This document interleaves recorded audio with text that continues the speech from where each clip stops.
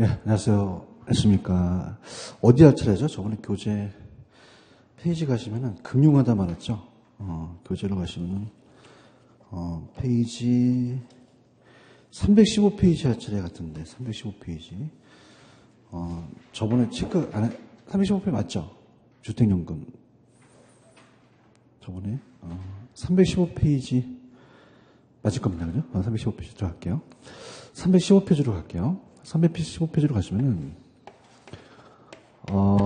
거기 보시면은 밑에 주택연금이라는 게 있죠.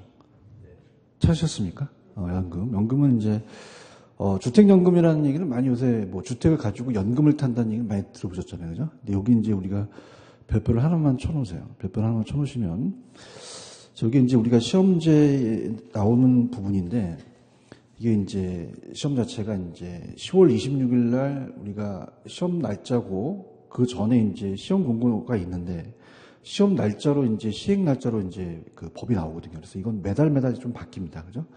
넘겨보시면은 얘는 박스가 이렇게 쭉 나와 있죠. 그죠?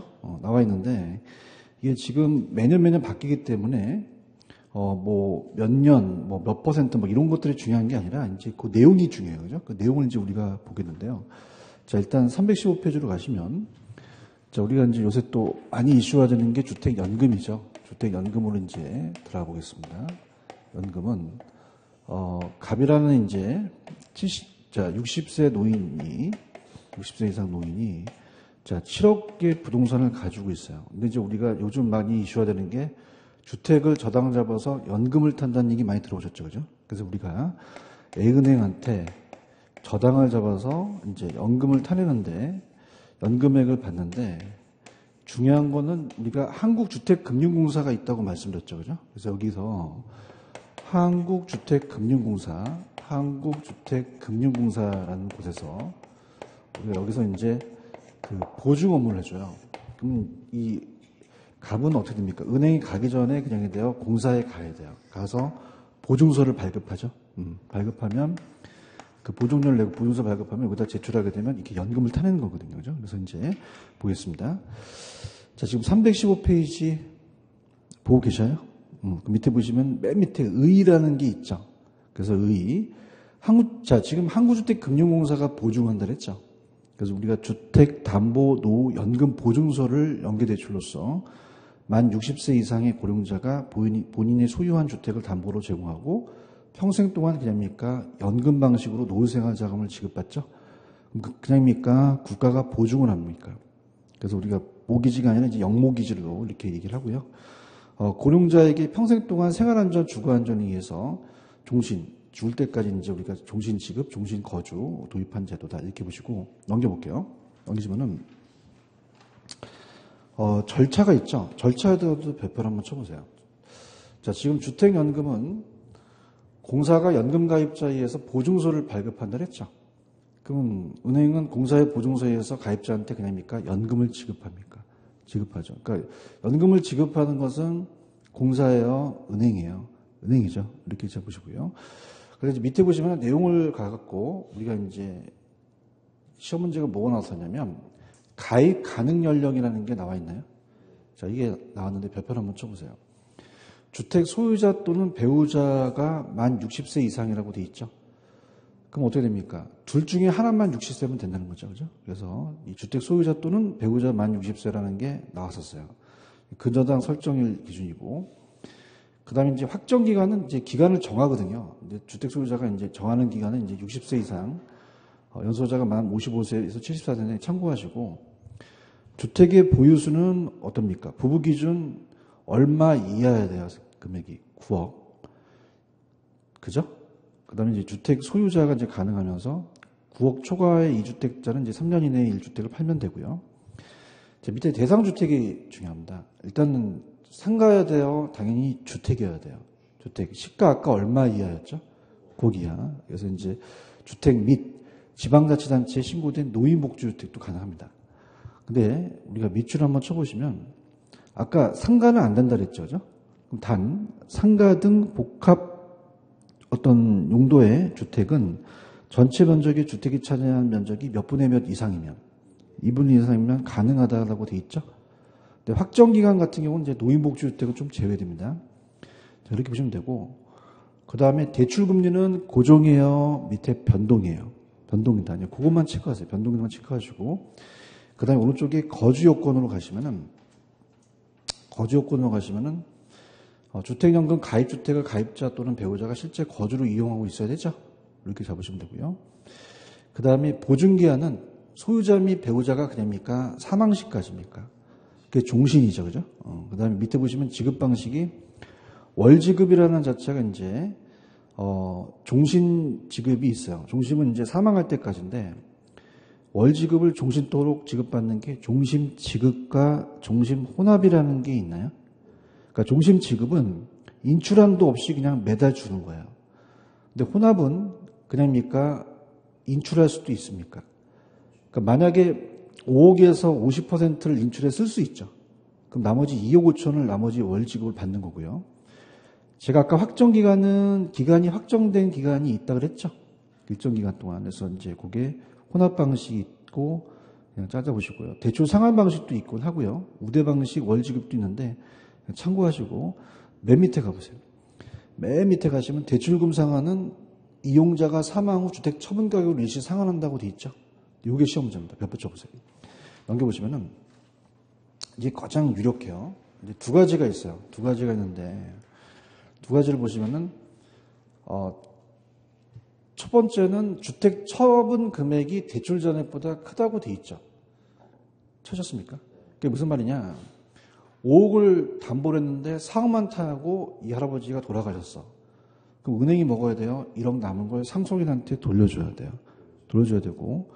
그렇지만 처분 금액보다 대출 잔액이 더 많아서 더 많이 탈 수도 있죠.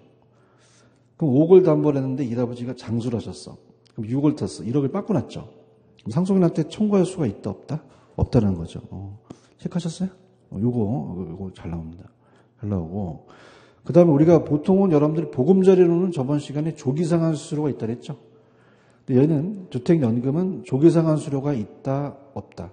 없이 언제든지 전액 또는 일부 정산이 가능하다라고 되어 있나요? 찾으셨습니까? 이렇게. 그래서 그런 식으로 가시면 돼요. 무슨 말씀인지 아시죠? 이렇게. 그래서 그런 식으로 가시고. 그 다음에 이제 밑에 대표 예제 문제를 보시면은 맨 밑에 가시면 5번이 틀었는데, 자, 종신 지급 방식에서 가입자가 사망할 때까지 지급된 주택연금, 대출 원리금이 담보주택 가격을 초과하는 경우 초과 지급된 금액은 법적 상속인한테 상환해야 됩니까? 아까 상환할 수가 없습니까? 아까 청구할 수 없었죠. 그죠? 이렇게 해서 나온다는 거. 됐습니다. 오른쪽 가시면은 부동산 금융의 자금 조달 방법, 부동산 투자회사라는 게 있나요? 별표를 3개 치십시오. 무조건 뜹니다. 올해. 뜨고, 그 다음에 제가 요거는 법조항을 제가 안 했죠. 그죠? 그래서 법을 안 했기 때문에 오늘은 이제 법까지 이제 정확하게 이제 해드리는데, 어디가 이제 미리 말씀을 드리면, 페이지 321페이지로 가시면, 321페이지 가시면은, 우리나라의 부동산 투자회사 법을 중심으로 부동산 투자의 법이라는 게 있죠. 그죠? 여기가 출제돼요. 올해. 그죠? 법이. 그래서 법이 나오니까, 개정된 게 하나 있긴 하거든요. 그죠? 그래서 나중에 이제 그 개정된 게 어떤 건지 말씀을 드리려고 합니다. 그죠? 근데 이제, 여긴 책은 잘 쓰셨는데, 그 개정된 내용은 안 넣어놓으셨더라고요. 나중에 제가 추가적으로 프린트를 나눠드리도록 하고요. 일단은 내용으로 한번 가볼게요. 자, 319페이지입니다.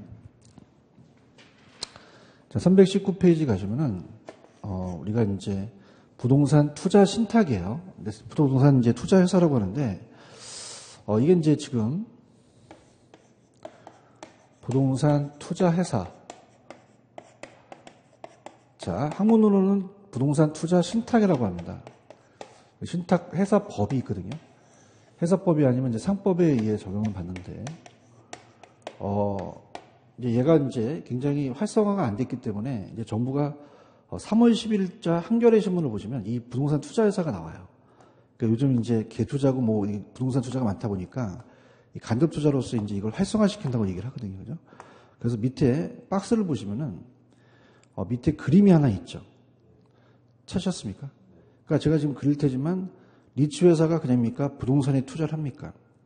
그다음에 주식을 발행하죠. 투자자가 자금을 주는 거예요. 그럼 여러분이 투자를 하면 직접 부동산 산 겁니까? 주식을 산 겁니까? 그럼 현금화 시킬 수가 있죠. 그래서 우리가 리츠라는 회사가 주식을 공모한다는 얘기 많이 들어보셨죠, 그죠? 그래서 우리가 갑을 병한테 공모를 해서 주식을 발행해요. 그럼 얘는 그냥입니까? 부동산에 투자해야 됩니까? 투자해야 되죠, 그죠? 그래서 부동산에 직접 투자를 하라고 돼 있어요. 부동산 소유 지분으로서 70% 이상을 총산에 가지고 가시고요. 그 다음에 이제 주거용보다는 수익이 안 나와야 돼요? 수익이 나와줘야 돼요? 나와줘야죠. 우리가 업무용 부동산에 투자한다. 이렇게 이제 나왔었고, 그 다음에 이제 저번 시간에 여러분들 MBS라는 걸 배우셨죠, 그죠?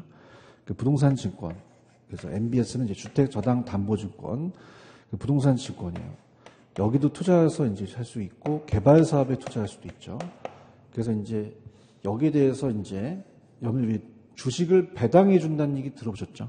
그래서 내부 유보보다 이제 이익이 있으면 이제 이걸 배당을 해줘야 된다는 거, 배당. 그래서 이제 어떻습니까? 임대 수익도 그렇고 여기 저당 수익도 그렇고요. 그런 식으로 이제 갈게요. 근데 제일 중요한 거는 이거는 부동산을 샀어요, 주식을 샀어요. 그럼 얘가 직접 투자합니까? 간접 투자합니까? 그럼 현금화가 가능하죠. 그래서 이게 이제 장점인데, 그러니까 여러분들이 이제 100만 원 갖고는 부동산 살 수 없는데 이건 그냥입니까? 살 수가 있습니까? 할 수 있죠. 그래서 상금성도 높지만 그냥입니까? 원금의 손실이 올 수도 있습니까? 손실도 올 수 있죠. 들어볼게요. 리츠의 의의 있어요? 자, 부동산 투자회사란 다수의 소액 투자로부터 주식형 수익증권을 발행해서 자금을 모집해서 이 자금을 직접 부동산에 출자하거나 MBS에 투자하죠. 배당 방식으로 되돌려줘요. 그 부동산 투자회사는 자산에 부동산 투자를 해서 운영하는 것을 목적으로 가죠. 그래서 2번, 원래는 현금화가 안 되니까 부동산 유동성이 결여돼 있죠. 이걸 증권화하니까 두 번째, 직접 투자예요, 간접 투자예요. 뮤추얼 펀드라고 하고, 그래서 3번에 가시면 어떻습니까? 주식 형태로서 자유롭게 관리 개발 처분을 신탁하는 부동산 신탁과는 좀 달리 리츠는 소액 투자로도 주주로 참여시켜서 어떻습니까? 그 밑에 보시면은 주식을 발행할 수 있죠. 그죠? 그래서 우리가 이것도 자기 지분을 팔았으니까 부채금융이에요, 지분금융이에요. 지분금융이죠. 이렇게 이제 보시면 되고요. 그래서 이제 거기 투자 운영에 대한 운영 수익을 얻겠죠. 부동산 취득 처분을 하고 이런 것들이 이제 나오니까 넘겨보세요. 넘기시면은 리치의 효과라는 단어가 있죠. 요거 자 어떻게 될까요? 우리가 고액이어 소액 투자자, 투자 기회가 제공해서 형평성을 높일 수 있죠. 그 다음에 기업 구조조정 수단을 확보할 수 있다는 것은 옛날에 그 IMF 때 왜 극동건설 같은 데가 부도나면은 위험하잖아요. 그죠? 그런 것들에서 이 기업 구조조정, 그 기업이 그 법정 관리 들어가는 회사들을 사들이면 조기에 기업 구조조정 수단을 사용할 수 있다는 거죠. 그 다음에 부동산 시장 선진화 외자 유치를 할 수 있고 안전한 수익, 그 다음에 투자의 안정성, 오른쪽 유동성이 보완될 수도 있죠. 현금화되니까 그냥요 분산 투자를 할 수 있어요. 위험이 감소된다는 거죠. 이해가셨습니까? 그래서 이제 제일 중요한 게 이제 밑에 보시면은 목적에 저번에 자기관리, 위탁관리, 기업구조가 있다고 했죠. 여기서부터 이제 들어가보도록 할게요. 여기서부터 이제 본격적인 게임인데 들어갑니다. 자, 오늘은 이제 전체적인 틀을 다 볼 거예요. 이거는 이제 이따가 박스를 이 저자분이 해놓으셨거든요. 그래서 이 세 가지 리츠가 있습니다. 자, 말 그대로 자기관리 리츠는 그냥요, 자기가 관리를 해요. 그럼 실제 회사가 있어야 되죠, 그죠? 이제 우리가 전체적인 틀을 이제 잡아볼게요. 그래서 이제 실체 여부예요. 실제 회사가 있느냐 없냐. 그래서 먼저 실체 여부로 우리가 나눠 보겠습니다. 여부로 본다면, 자, 그럼 얘는 실제 회사가 없다, 실체 회사가 있다. 그럼 명목형입니까? 실체형입니까? 실체형이죠. 그래서 실체형으로서 실제 회사가 있고요. 그다음에 상근 임직원이 있어야 돼요. 그래서 직원을 고용할 수 있고 본점에 지점을 설치할 수도 있습니다. 근데 우리가 위탁관리라는 자체는 실체예요, 명목이에요. 페이퍼 컴퍼니라고 들어보셨죠? 그래서 위탁관리는 자산관리회사한테 맡겨요. 자산관리. 그래서 명목형이다. 그럼 우리가 실제 회사가 있다, 실제 회사가 없다. 없고 직원을 고용하거나 지점을 설치할 수 없죠. 그 다음에 이제 아까 제가 부도난에서 사드리는 게 기업 구조조정이죠. 그래서 우리가 기업 구조조정 있습니다. 자, 그럼 얘네들은 실체다, 명목이다. 직원 고용할 수 없고 지점 설치할 수 없죠. 그래서 얘네들은 이제 자산관리회사한테 위탁을 해요. 자산관리회사한테 위탁을 합니다. 그래서 위탁을 해서 맡기는 거죠. 자, 그러면 가볼게요. 자, 거기 보시면은 자기관리 부동산 투자에서는 명목입니까? 실체 회사입니까? 그러면 자산운영 전문 인력을 포함한 임직원을 상근시켜야겠죠? 투자운영 전문 인력이 있어야 되고 직접 수행해야 되고요. 그 다음에 위탁관리와 기업구조는 실체예요? 명목이에요? 그럼 자산관리회사한테 위탁한다고 돼 있죠? 그죠? 위탁은 본점에 지점을 설치할 수 있다, 설치할 수 없다. 직원을 고용하는 상근임을 둘 수 없죠? 이렇게 됩니다. 넘겨보세요. 여기는 했을 것 같아요. 그래서 넘기는데, 넘기시면은, 일단, 뭐, 실체와 명목이라는 거는 말씀드렸고, 그 322페이지 가시면 동그라미 3번서부터 지금 안 했죠? 찾았습니까? 여기서부터가 중요합니다. 322. 322서부터가 이제 제가 여러분들한테 암기를 시킬 거예요. 그래서 오늘 처음 하는데, 자, 첫 번째는 설립 자본금이라는 게 있습니다. 설립 자본금. 그래서 요 세 개를 암기를 하셔야 돼요. 그래서 설립 자본금은, 자, 회사 설립은 발기 설립 방법으로 하여야 한다. 자, 거기 보시면 부동산 투자에서는 현물 출자에 의한 설립을 할 수 있다, 없다? 없다는 거죠. 그러니까 물건은 안 된다는 거예요. 돈으로 갖고 오라는 얘기죠. 그럼 다시 설립 시는 현물 출자는 할 수 있다, 없다? 없다. 그럼 거기 보시면 설립 자본금이라는 단어가 있나요? 이게 굉장히 중요합니다. 벼붙여 보세요. 그래서 얘가 5억이고 얘가 3억이고 얘가 3억인 걸 이제 암기를 하셔야 돼요. 이번 달에 와서. 자, 그래서 전화번호야. 따라서 533. 그럼 우리가 자기관리, 위탁관리, 기업구조, 자위기구 순으로 암기하셔야 돼요. 지금 설립자본금 찾으셨어요? 그 다음에 이제 우리가 바뀐 게 자기관리는 영업인가를 받게 돼 있어요. 영업인가. 꼭 영업인가를 받게 돼 있고 얘는 두 가지는 그냥 우리가 그 간단하게 자격 조건만 갖추면 등록을 하면 됩니다. 등록만 하면 이렇게 되고요. 자, 그 다음에 그 디귿에 그러면 어떻게 돼요? 제가 부동산 투자에서 자기관리 리츠는 영업인가를 받아야 한다고 말씀드렸죠? 근데 리을의 별표. 자, 여쭤볼게요. 이게 설립자본금이에요? 최저자본금이에요? 그럼 영업인가를 받거나 등록한 날부터 6개월이라는 단어가 있나요? 이게 6개월이 최저자본금 준비기간이에요. 그러니까 이 준비기간 동안에는 이 정한금액 이상 되어야 한다는 거죠. 그죠? 그러면 자, 여쭤볼게요. 이제는 설립자본금입니까? 최저자본금입니까? 최저자본금이죠. 최저자본금은, 아까 533이었죠? 따라서 755. 55. 그래서 우리가 70억, 50억, 50억. 이거 암기하셔야 됩니다. 따라서 자위기구. 그러면 누가 먼저 나와야 돼요? 자기관리, 위탁관리, 기업구조정이죠. 그러면 설립자본금 따라서 533. 최저자본금 따라서 75 이렇게 가시는 거거든요. 암기할 수 있어요? 그래서 다시 할게. 설립자본금 딱 나왔어. 그럼 따라서 533. 최저자본금요. 75로 가셔야 되죠. 이해하셨어요? 다시 할게. 설립자본금 나오면 탁 533. 다시 설립자본금. 그럼 최저자본금 75 이렇게 가셔야 돼요. 아시겠죠? 그죠? 그다음 이제 57이 35 있죠? 그러니까 안 먹혀요. 하지 말고 그냥 533에 75만 하세요. 자, 따라서 533. 533은 그냥이야 설립자본금이야. 근데 순서가 어떻게 돼? 불러봐. 자기관리, 위탁관리, 기업구정 되는 거죠. 따라서 75. 75는 설립자본금이에요? 최저자본금이야? 최저자본금이죠. 이건 반드시 암기를 하셔야 돼요.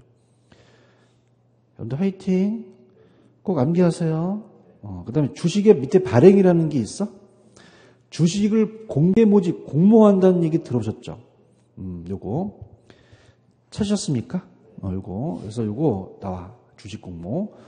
그래서 주식 공모는 주식의 공모, 공개 모집입니다. 들어가 볼게요.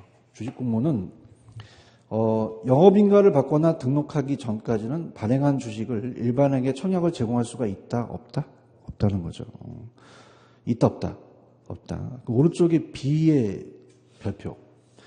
근데 부동산 투자에서는 영업인가를 받고 등록한 날부터 2년 이내라는 단어가 있나요? 자, 아까 영업인가를 받거나 등록하기 전에는 청약을 제공할 수가 있다, 없다? 없다. 근데 이 영업인가를 받고 등록한 날부터 몇 년 이내? 2년 이내다가 좀 야간패를 칠해보세요. 이게 1년 6개월이었거든요. 옛날에는요. 연장시켜줬어요. 그죠? 2년 이내에. 발행한 주식의 100분의 30 이상을 일반에 청약에 제공해야 된다고 돼 있죠? 찾았습니까? 그럼 중요한 건 그냥입니까? 2년 이내입니까? 2년 이내를 다른 걸로 바꿀 수 있다는 거죠. 이해하셨죠? 그죠? 그래서 어떻게 하냐면, 주식 공모 나오면 몇 년 이내를 하셔야 돼요. 그래서 제가 보통 욕을 안 해요. 근데 처음으로 이제 강의할 때 처음 욕을 한번 해볼게요. 그래서 2년. 네가 공모했지. 이렇게. 좀 분위기 좀 살리자. 그래서 2년. 네가 공모했지. 그럼 주식 공모는 몇 년이네? 2년 이내가 딱 튀어놓으셔야 돼요. 체크하셨습니까? 내는 건 2년 이내를 내요. 그죠? 이해 갔어? 그 다음에 1인당 주식 소유 한도는 이렇게 생각해 보세요. 너무 한 사람한테 몰빵 치면 돼, 안 돼? 그죠? 그럼 어떻게 됩니까? 주식을 한 사람한테 너무 갖지 못하게 하는 거죠. 그죠? 그래서 1인당 주식 소유 한도예요. 1인당 주식 소유 한도인데, 이거 중요합니다. 별표 3개. 이게 작년에 바뀌었거든요. 그래서, 자, 지금 보시게 되면은 주식의 분산이라는 게 있나? 보고 있어요? 그럼 주식을 한 사람한테 몰빵 치는 거야? 나누라는 얘기야. 그럼 한 사람한테 너무 많이 갖고 가면 안 되지?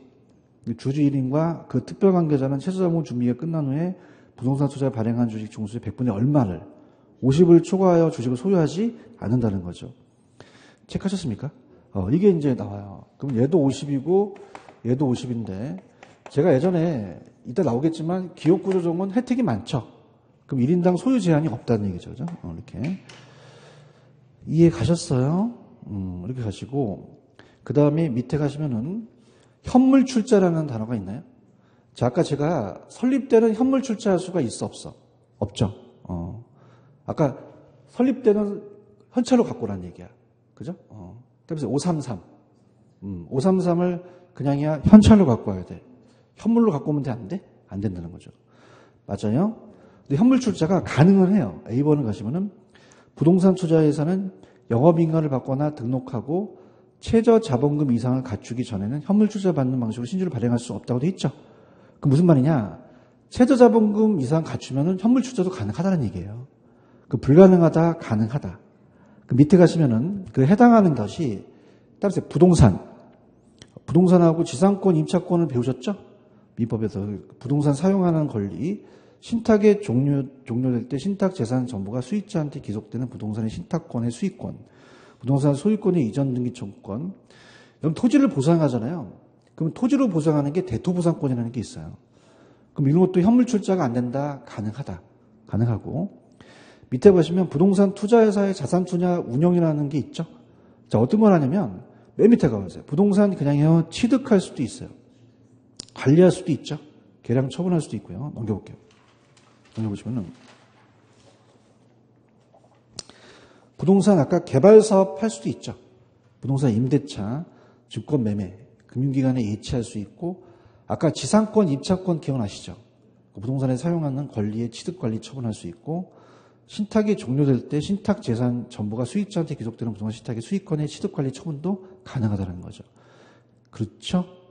자, 아까 제가 자기관리는 명목이었어요? 실체였어요? 그럼 지원을 둬야 되죠?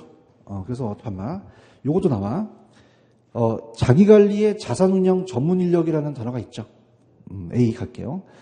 자, 감정평가사 공인중개사로 해당 분야 5년 이상 종사한 사람이라고 돼 있어? 그럼 여러분이 공인중개사를 따게 되면 몇 년 이상 종사해야 돼? 5년 이상 종사하면 여기에 상근으로 둘 수 있다는 거지. 그런가요? 그 다음에 여러분들 부동산 관련 석사학위 이상 소지자, 투자 운영과 관련해서 업무에 3년 이상 종사한 자라고 돼 있어? 여러분 석사 이상 있으세요? 전 돼요. 박사니까. 사랑하는 건 아니라 여기 적용되는 거. 그러면서 3년 이상 종사하면 되는 거죠. 아시겠습니까? 여기 종사하려면 그냥 해야 돼. 공인 중에서 따야 돼. 따고 몇 년 이상? 5년 이상 종사한다는 거죠. 체크하셨죠? 그 다음에 위탁관리는 어떻죠? 아까 제가 위탁관리는 지갑니까? 자산관리사한테 위탁을 했죠? 업무 위탁하고. 그 다음 부동산의 처분이라는 단어가 있나요? 자, 이렇게 생각해 보세요. 투자자를 위하기 위해서 마음대로 처분할 수가 있다, 처분이 안 된다. 안 되죠. 그래서 처분 제한은 부동산을 취득한 후에 5년 범위 내에서 대통령이 정하는 기간 이내에 이를 처분해선 된다, 아니 된다. 근데 대통령이 정하는 기간이 주택법상의 주택은 1년이고 주택법상의 주택이 아닌 부동산은 1년, 국외의 부동산은 이제 정관에 정한 기간이다. 이렇게 가시고요. 자산의 구성에다가 배포를 쳐보세요. A에. 자, 지금 봐봐. 이 회사는 그냥 투자예요? 부동산 투자 회사야. 그럼 부동산에 많이 투자해야겠죠? 그래서 현금을 많이 보유하고 여러 가지 부동산에 관련을 많이 갖고 있으란 얘기예요. 가볼게요. 부동산 투자 회사는 최저 자본금 준비 기간이 끝난 후에 매분기 말 현재 총자산의 100분의 얼마 이상을 부동산 관련 유가증권 MBS 현금으로 구성되는 거죠. 근데 오른쪽 그 중에서 70% 이상은 부동산에 갖고 있으란 얘기죠. 찾으셨습니까? 건축 중인 건축물도 포함하고 아까 제가 개발 사업에 투자하고 증권에 투자할 수 있다 그랬죠? 그건 그냥 참고만 하세요. 참고만. 밑에 보시면 배당이라는 게 있나? 찾으셨습니까? 이게 원래 이제 바뀌어야 되는데 안 바뀌었어요. 그래서 배당은 여러분 생각하실 때 보통 배당을 회사는 안 해주려고 하죠. 근데 자기관리 리츠가 우리나라 활성화가 안 돼 있어요. 그래서 이걸 이제 50% 이상 하게 돼 있고 얘는 90으로 돼 있거든요. 그 다음에 얘는 이제 우리가 2018년 12월 30일까지인데 지금 기간이 지났죠. 근데 거기 안에 있는 법이 안 바뀌었어요. 그죠? 그렇기 때문에 거기 보시면 지금 배당이라는 단어가 있나요? 찾으셨습니까? 그래서 원래는 당해년도의 이익 배당 한도의 100분의 90 이상을 주주한테 배당할 수 있다, 하여야 한다. 이익준비금 적립하지 않죠. 근데 자기관리 리츠는 2018년 12월 30일까지는 100분의 50 이상을 주주한테 배당하게 돼 있거든요. 활성화시키려고. 그다음에 이익준비금 적립할 수 있다라고 돼 있죠. 그래서 주총의 결의에 의해서 이익 배당을 정하는데, 근데 희한한 게 지금 그냥입니까? 2018년이 지났습니까? 지났죠. 이걸 연장시켜줬는데 연장 안 해줬거든요. 그러니까 이거는 내기가 좀 그럴 것 같아요. 그죠? 그냥 참고하시고 밑에 지읒에 보시면 차입 및 사채 발행이라는 게 있나요? 찾았습니까? 그러니까 보통 이거는 지분인데 얘는 사채를 발행할 수도 있어요. 발행할 수 없다, 발행할 수도 있다. 갈게요. 부동산 투자회사는 자금 차입 및 사채 발행은 자기 자본의 몇 배를 초과할 수는 없다. 네, 다만 주총에 특별 권리를 두면 자기 자본의 10배를 넘지 아니하여 범위 내 자금 차입 및 사채 발행할 수 있다고 돼 있죠? 자, 제가 찍어줄게. 사채 발행할 수 없다, 있다. 있다. 없다라고 나올 가능성이 있거든요. 이해 가셨습니까? 그 다음 봐봐. 이 기업 구종 리츠가 우리나라는 숫자가 많은 게 부도난에서 살리는 게 목적이거든요. 그럼 얘는 그럽니까? 혜택을 줘야 됩니까? 그럼 넘겨보세요. 어떤 특례가 있나 볼게. 넘기셨어? 얘는 주식 공모에 대한 규정이 적용돼요? 적용이 안 돼요? 안 되죠. 얘기 좀 해주세요. 그다음에 자산의 구성도 아까 80%가 아니라 그냥 70% 기업 구조적 리츠만 갖고 있으면 돼요. 아까 처분 제한도 없다 그랬죠? 지금 보고 계시나요? 이렇게 보시고요. 지금 가볼게. 천천히 간다. 밑에 내용으로 갑니다. 회사의 설립은 그냥 했어요. 아까 발기 설립이었어요. 영업인가를 받아야겠죠? 그러면 설립자본금 따르세요. 533. 그 다음에 영업인가의 국장의 인가를 받아야 되고요. 자, 영업인가 후 최저자본금 따르세요. 755. 아까 주식공모는 영업인가를 받거나 등록하기 전까지는 일반인 청약을 제공할 수 없죠. 근데 아까 주식공모는 영업인가를 받고 등록한 날부터 몇 년? 따라서 2년. 네가 공모했지. 그러면 주식공모 나오면 몇 년 이내가 나오셔야 돼요. 2년 이내가 나오셔야 돼요. 30%를 청약할 수 있죠. 대답 좀 해주세요. 내가 아까 찍은 데가 거의 다 있죠. 1인당 소유 한도는 그 주주인과 특별관계자는 발행주식 총수의 100분의 얼마를 50을 주식을 소유하지 못하죠. 그런가요? 자산은 어떻게 됩니까? 80% 이상을 부동산 관련 유가적 현금인데 70%는 부동산이잖아요. 처분 제한은 대통령이 정한 따라서 주택법상 주택은 1년, 아니면 안위주택도 1년. 현물 출자는 설립 시는 무태죠. 근데 영업인가를 받거나 등록한 날부터 최저임금 이상 갖추기 전에는 현물 출자가 된다, 안 된다? 그럼 영업인가를 받거나 등록한 날부터 최저임금 이상 준비가 갖춘다면 가능하다는 얘기죠. 그런가요? 아까 부동산 얘기가 있었죠. 부동산 개발 사업에 투자할 수 있습니다. 개발 사업에 대한 투자 비율을 주총의 결의로 결정할 수 있고요. 차입 및 사채 발행할 수가 없어요? 있어요. 자기 자본의 몇 배 이내. 주총의 특별 거래를만 자기 자본의 10배 범위 내에서 자금 차입 및 사채 발행이 가능하다고 얘기했나요? 그런가요? 아까 배당은 90% 의무 배당이죠. 자기가 내면 50이고요. 그 다음에 오른쪽 가시면 합병은 리츠 회사가 아니면 합병할 수가 없어요. 그 다음에 자, 여러분 봐봐. 이거 심각한 건데요. 우리나라 니치가 활성화되어 있을까? 안 돼 있을까? 안 돼 있죠. 저희들 보세요. 오늘 가시다가 길 가다가 이 횡단보도 가는 아주머니한테 아줌마 리치가 뭔지 알아요? 이 아줌마 리치 새로 나온 과자예요? 이러면 심각해요. 그럼 자기가 리치가 활성화되어 있다? 안 돼 있다? 안 돼 있어요. 이해하셨습니까? 가장 큰 게 법인세가 과세가 돼요. 면제가 된다? 과세가 된다? 과세가 되고 위탁관리와 기업고는 아까 배당 90% 이상 배당이죠? 그걸 배당하게 되면 법인세가 감면되거든요. 체크하셨습니까? 그러면 자신있게 밑에 대표유제 문제를 풀어보세요. 스타트. 작년 문제예요, 작년. 작년에 이제 이 감정평가 시험을 뺏겼는데, 아까 제가 얘기한 게 다 들어가 있어요.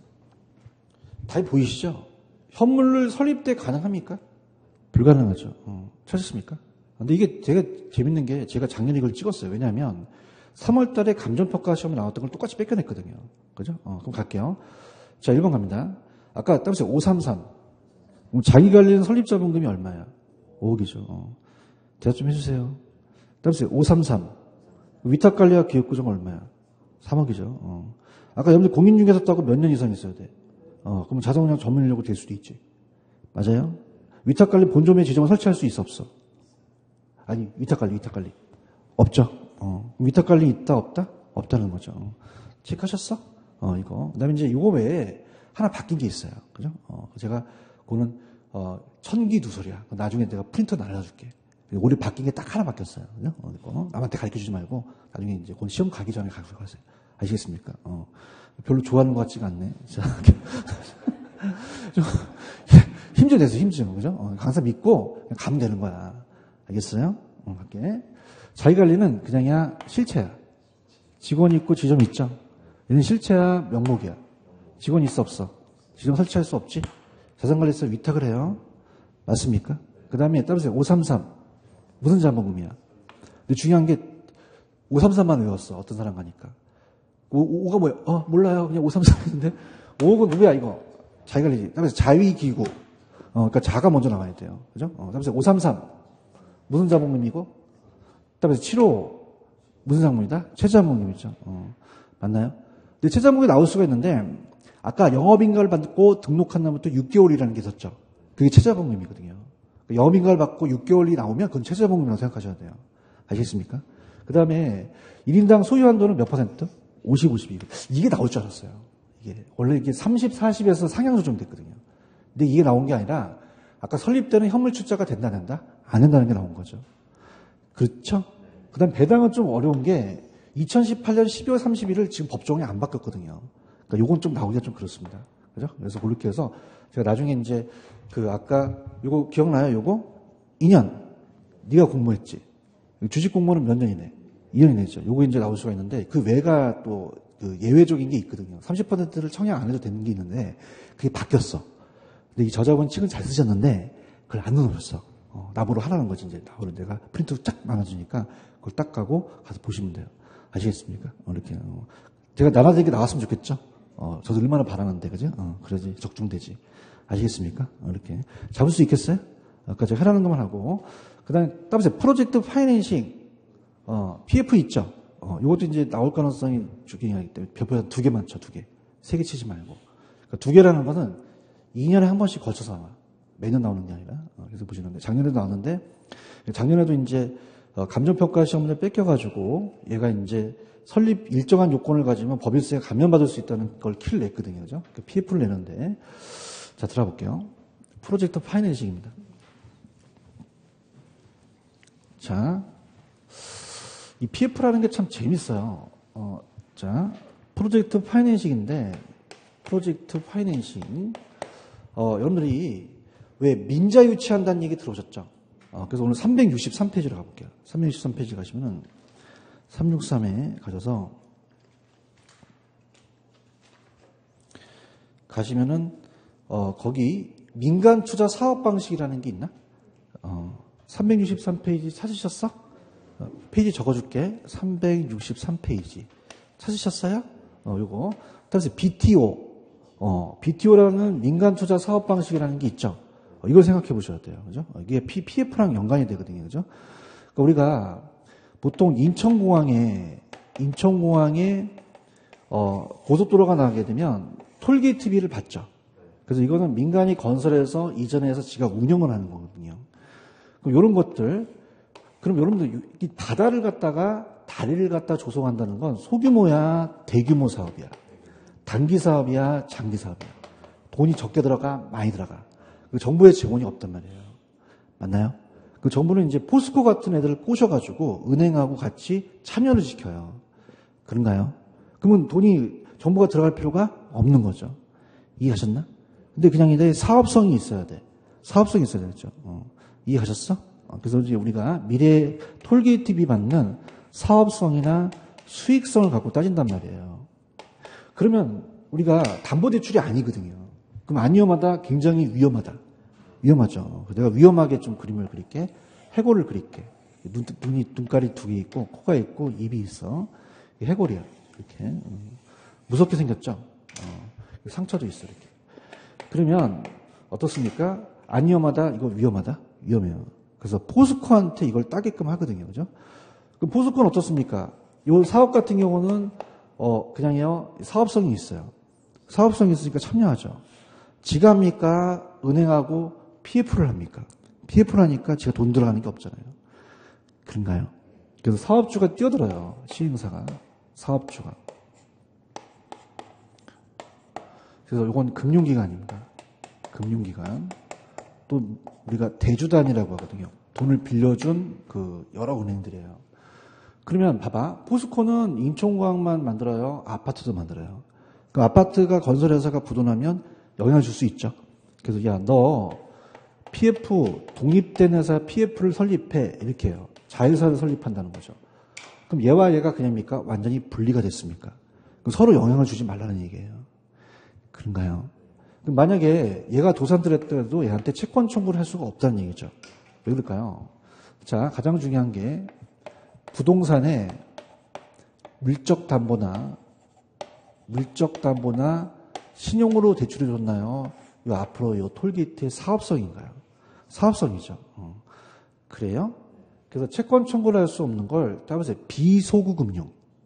우리가 소구라는 건 뭐죠? 만약에 내가 저당권 설정했으면 못 갚으면 경매 처리하면 되죠. 상환 안 하다는 거죠. 근데 소구다, 비소구다. 비소구 금융이라는 거죠. 근데 100% 비소구가 아니라 또는 제한 소구라는 얘기예요. 어느 정도 소구를 또 요구한다는 거죠. 그래서 이제 우리가 얘한테 여러 사업 주체를 두라 그래요. 그러면 시공사를 선정하라고 하죠. 시공사를. 그 지급 보증을 할 수가 있다는 거죠. 근데 봐봐. 위험은 분산시키지만 사공이 많으면 배가 산으로 가죠. 그냥 사업이 지연될 수도 있어. 추가적인 비용이 더 들어갈 수도 있죠. 그런가요? 그래서 일반 대출보다는 그냥입니까? 금리가 높습니까? 그러면 은행이 그만큼 수익도 높겠죠. 맞나요? 그럼 자, 가볼게요.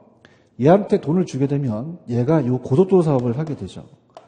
그럼 그냥입니까? 톨게이트비를 받습니까? 받게 되면 여기다가 이제 원리금을 상환하게 되는 거예요. 그렇죠? 근데 이제 제일 중요한 게 봐봐요. 이따 보게 되면 부예금융이라는 게 나와요. 부예금융. 자, 부예금은 따라서 장부의 금융. 자, 얘네들은요, 그냥입니까? 아파트도 만듭니까? 그럼 대규모 단지를 만들게 되면은 A은행에서 장부 갖고 오라 그러죠. 따라서 대차 대조표. 대차 대조표에 부채로 기록되면 돈 빌려줄까? 안 빌려줄까? 안 빌려주죠. 우리가 재무상태표라고 하는데. 그러면 장부에 기록이 되어 장부 외 금융이에요. 그럼 어떻게 됩니까? 여기에서 처리를 하겠죠. 그러면 돈 빌릴 수 있는 능력이 채무 수용 능력이 높아질 수도 있다는 얘기입니다. 이해하셨습니까? 그 다음에 여기가 어떻게 됩니까? 완전히 분리됐으니까 여기가 부도나도 얘한테 영향을 주지 않겠죠? 그렇죠? 그래서 이거는 이제 사업주의 이점이에요. 누구 이점이다? 사업주. 근데 이제 금융기관은 자, 지금 정보를 공유했죠. 그 정보에 대한 정보의 비대칭성에 대한 문제를 줄일 수가 있고요. 자, 그 다음에 보세요. 자, 원리금을 상환하는데 자, 자금 관리를 얘한테 시키면 문제가 생길 수도 있죠. 옛날 설날에 엄마가 세뱃돈 받으면 그냥이요, 갈치예요. 그럼 그냥입니까? 별도 통장을 만듭니까? 따라서 에스크로라고 들어보셨어요? 그래서 우리가 별도 계좌를 만드는 거죠. 자금 관리를 따로 합니다. 별도 계좌로. 그래서 에스크로 계좌로서 우리가 보면 신탁회사한테 관리를 하죠. 그러면 우리가 시험제 시공사와 시행사가 이 계좌를 자체 계좌에서 합니까? 따로 합니까? 따로 관리한다 그랬어야 돼요. 그런가요? 그 다음에 이제 봐봐요. 그럼 어떻습니까? 우리가 이 자금에 대한 어떻습니까? 자금에 대한 자금에 대한 지급의 우선순위는 자, 가장 중요한 게 여러분이 생각하실 때 그냥입니까? 원리금이 중요합니까? 그 다음에 시공사에 대한 공사비가 있어요. 근데 시공사의 공사비는 대출로 이루어졌거든요. 그럼 시행사에 대한 개발이익이 있으면 자, 개발이익이 먼저겠어요? 공사비가 먼저겠어요? 공사비를 먼저 지급해야겠죠. 이해하셨습니까? 이렇게 가시고요. 그 다음에 이제 이건 감정평가 시험에 뺏겼는데 보세요. PF 회사를 만들 수 있었죠. 그럼 일정 요건을 갖추면 법인세도 면제가 될 수도 있거든요. 이해하셨습니까? 그럼 가볼게. 지금 앞으로 다시 오세요. 다시 오시게 되면은 아까 제가 페이지 가시게 되면은 그 327페이지 있었죠? 자, 그럼 가볼게요. 자, 의 가십니다.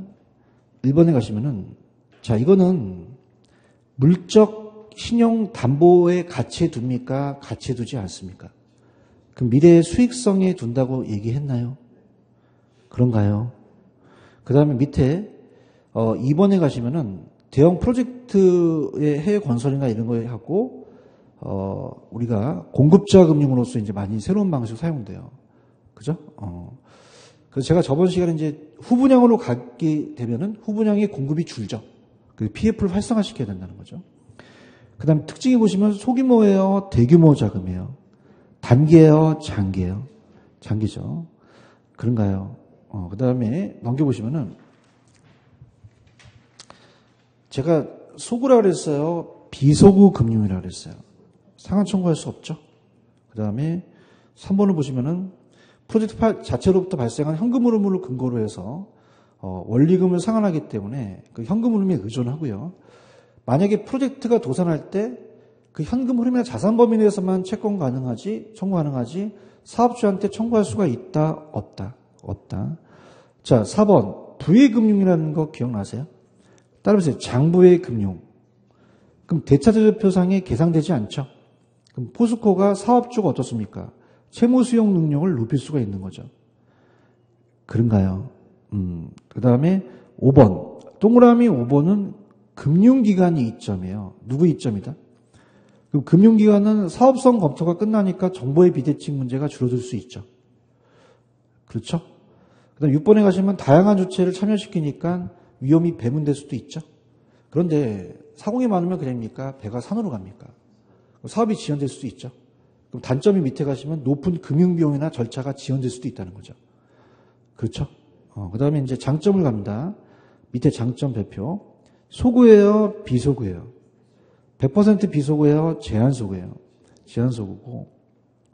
그 다음에 부의금융은 사업주의 채무 수용 능력을 높여줄 수 있죠. 돈 빌릴 수 있는 능력을. 위험을 배분시킬 수 있습니다. 위험 분담을 통해서. 정보의 비대칭 문제를 감수할 수 있죠. 체크하셨어요? 그 오른쪽 문제를 풀어보죠. 오른쪽 문제가 따끈따끈한 작년 문제입니다. 29번, 29의 대표적인 문제.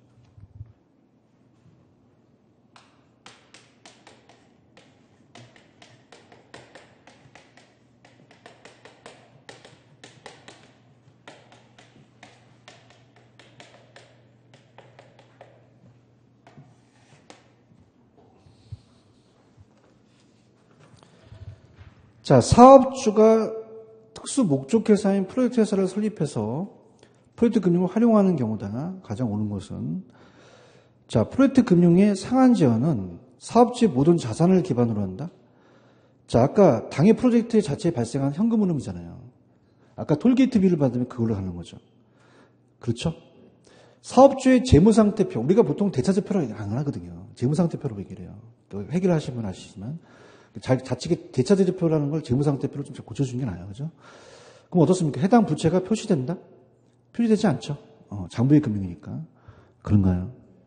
해당 프로젝트의 부실을 하더라도 대출기관의 채권 회수에 영향이 없다? 자, 얼른 보세요. 부실을 하게 되면요. 대출기관의 채권 회수가 그만큼 더 큰 위험이 되겠죠. 그런가요? 그래서 이게 아까 후분양을 활성화시키기 위해서 건설회사한테 많이 빌려줬어요. 근데 부산저축은행이 부도났다는 얘기 들어보셨죠? 왜? 분양이 안 되니까. 그럼 그냥이야 부실화돼. 그럼 부실화되더라도 대출기관의 채권회수에 영향이 없다? 영향이 있다. 있죠. 채권회수에 그만큼 큰 위험이 있다는 거죠. 그래서 1금융권들은 PF를 안 하려고 그래요. 그죠? 2금융권이 많이 뛰어들려고 하는 거죠. 그런가요? 그럼 제가 아까 독립된 회사를 만들게 되면 일정한 요건을 갖추면 법인세 감면을 받을 수 있다라는 게 간평 문제를 빼겨낸 거예요. 작년에. 몇 번이 정답이죠? 자, 프로젝트 사업의 자금은 차주가 임의로 관리합니까? 아까 에스크로에서 했었죠. 그래서 에스크로에서 별도 계좌를 만들어요. 그래서 우리가 이게 계속 출제가 되는데 예전에 어떻게 나왔었냐면 시공사와 시행사가 자체 계좌에서 한다. 그럼 돼요? 안 돼요? 안 되고 차주가 임의로 관리하는 건 아니죠. 에스크로에서 한다. 이해하셨습니까? 이렇게. 정답은 몇 번이죠? 4번이 정답이죠. 되셨나요? 넘겨보세요. 신디케이트하고 조인트 벤처는 아예 제가 찍어드린다면 따라서 지분금융. 지분금융이라는 거 외에는 한 번도 출제가 안 됐어요. 그죠? 그래서 밑에 가시면 조인트 벤처라는 게 있나요? 그러니까 우리가 개발업자가 가갖고 은행 가갖고 야, 나 대출해줘. 너 임마 담보 갖고 와. 너 왜 왔어 임마? 담보 없어. 그래? 근데 내가 벤처에 이 사업에 아이템이 있다는 얘기예요. 그럼 은행이 거기에 투자하겠다는 거는 담보대출입니까? 사업성입니까? 그럼 거기에 지분을 참여하는 거죠. 그래서 이 조인트 벤처도 부채금융이다, 지분금융이다? 지분금융이에요. 이해가셨죠? 그걸 끝내버리시고 신디케이트도 무슨 금융이라 그랬죠? 지분금융인데 얘가 한 번도 깊숙하게 나온 적은 없었어요. 근데 이제 처음 제가 하니까 그냥 들어보세요. 자, 이게 투자자 모집형으로 우리가 강의를 하거든요. 투자자 모집형. 그래서 만약에 갑이라는 개발업자가 가라는 부동산, 대규모 부동산에 투자하고 싶어요. 대규모 부동산. 근데 얘가 100억 정도가 들어서 얘가 50억밖에 없어요. 그럼 말 그대로 그냥입니까? 투자자를 모집해야 됩니까? 모집해서 지분을 파는 거죠. 그죠? 그래서 우리가 예를 들어서 얘가 만약에 10억이다. 그러면 자, A가 B, C가 투자하는 거죠. 그럼 지분 투자가 되고 그러면 지분에 대한 배당을 주겠죠? 그럼 얘도 부채금융입니까? 지분금융입니까? 지분금융이죠. 그런가요? 그런데 만약에 모의고사 정도 나온다면 조합원이 구성이 되는데요. 자, 그래서 어떻습니까? 개발업자하고 투자자가 있겠죠. 그죠? 개발업자가 신디케이터라고 하는데 개발업자하고 투자자는 책임에 대한 게 있어요. 근데 이거는 그냥 제가 혹시 모의고사 이 강사분이 내실까봐 제가 모의고사를 내는 게 아니기 때문에 그럼 개발업자는 자기가 투자한 돈만 책임 있는 게 아니라 관리 운영도 책임이 있어요. 얘를 무한 책임이라고 하거든요. 무한 책임이라고 하고 얘는 그 50억에만 책임이 있거든요. 그 유한 책임이라고 그래요. 그래서 그냥 이거 들어보세요. 개발업자는 무슨 책임? 투자자는 우리가 남한테 편지를 보낼 때 투유라고 보내죠. 따라서 투유. 개유라고 보내질 않잖아요. 그죠? 따라서 투유. 그 투자자는 무슨 책임? 유한 책임. 아시겠습니까? 근데 시험엔 좀 희박하다는 거. 왜 했냐면 모의고사 나올까봐 했던 거. 그죠? 합니다. 의 있어요? 의? 찾으셨어? 찾았나? 근데 중요한 거는 아까 리츠는요. 내가 주식을 산 거는 그 회사의 소유권을 넘긴 건 받았습니까? 그냥 주식만 산 겁니까? 얘는 소유권을 넘겨. 따라서 직접 투자. 직접 투자예요. 그럼 간접 투자다. 얘는 직접 투자자. 자, 이건 그냥이야. 소유권이 등기돼. 얘 명의로 등기되는 거예요. 대답해봐요. 아까 리츠 알아요? 리츠? 리츠는 그냥이야. 주식만 산 거예요. 주식 상만 소유권이 안 주는데 얘는 아주 따뜻해. 따끈따끈해요. 그냥이야. 등기를 쳐줘. 그러면 간접 투자자, 직접 투자자? 요것만 좀 다른 거예요. 아시겠죠? 그 다음에 특징을 가봐. 2번 가시면, 다음에 투유. 투자자는 무슨 책임? 유한 책임이죠. 그 배당 받은 것만 책임을 지죠. 개발업자는 무슨 책임? 관리 운영에만 책임이 있다는 거죠. 이해하셨습니까? 근데 다시 말씀드리면, 얘네 둘은 지분금융이다. 그럼 채권형이겠어요? 얘네들도 지분형이겠어요? 그 외에는 한 번도 출제 안 됐어요. 이건 편안하게 가져가세요. 편안하게. 아시겠습니까? 이렇게. 이해하셨죠? 그 다음에 부동산 신탁은 또 제가 개발 신탁에 나오거든요. 그죠? 그때 가서 했을 테니까, 그렇게 가셔서, 오늘 제가 했던 거, 여러분, 리츠 있죠? 리츠. 근데 프로젝트 파이낸싱이 있고, 아까 주택연금 있죠? 그 세 개 위주로 좀 가져가세요. 아시겠죠? 이렇게. 좀만 쉬다가 갈게요. 쉬다가 가십시오.